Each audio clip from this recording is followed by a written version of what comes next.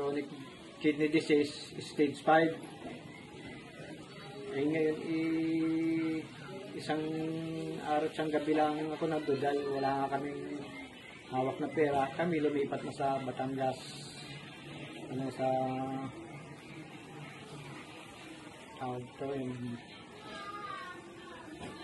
Sa regional, Batangas Regional Hospital.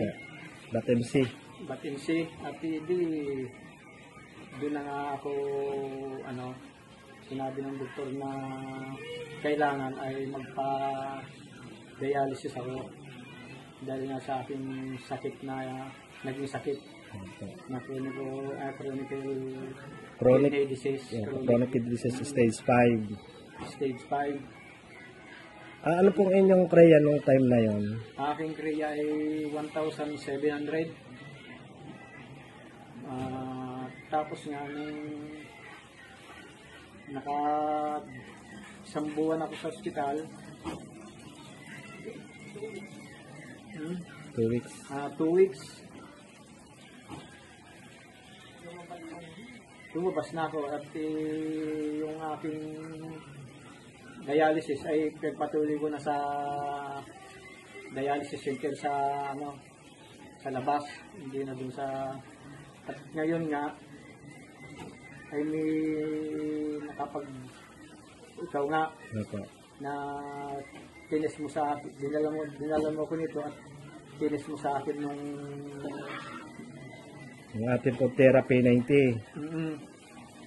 At parang nung tumapak ako noon parang gumadaan yung pakiramdam, pinawisan ako ng gusto. Opo, pagla ko nga po, pinawisan kayo ng time na yan. Hanggang sa naisipan nga ni Mrs. na kumuha ng ganito para may sarili ng gamit.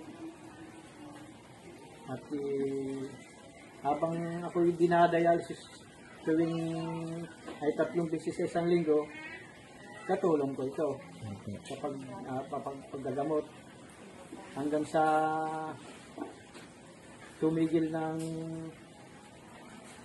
dialysis ko, ay bumaba ang aking kreya na naging 300 na lang, 260, 300. Yun, ay di nagdesisyon ng aming doktor na itigil ang aking dialysis.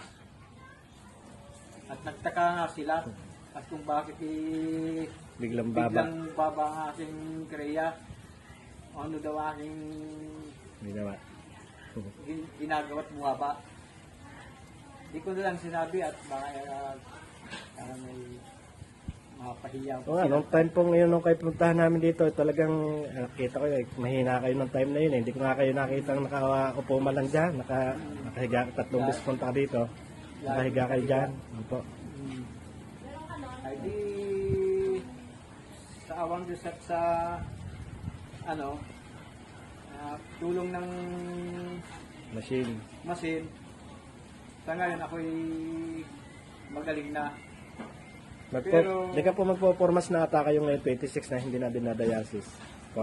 Pag-formas na. Bago dito. Pero hanggang ngayon, tuloy pa rin ang aking check up. Hindi, pagtapak nito kahit okay na ang aking kreya. Basta continuous lang po kuya ang pagsalang nyo dyan. At yan kung saan yan na yung inyong magiging maintenance ngayon. Parang hindi, parang hanggang sa tuloy-tuloy na talaga. Gamot. Kaya ako'y pasalamat sa Uli Life Machine at sa inyo.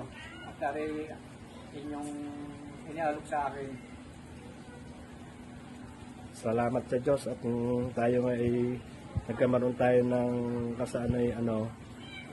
modern technology na pamagitan ni Uli Life, yung ating therapy 90 na yung mga hopeless na ay nagkakaroon ng pag-asa.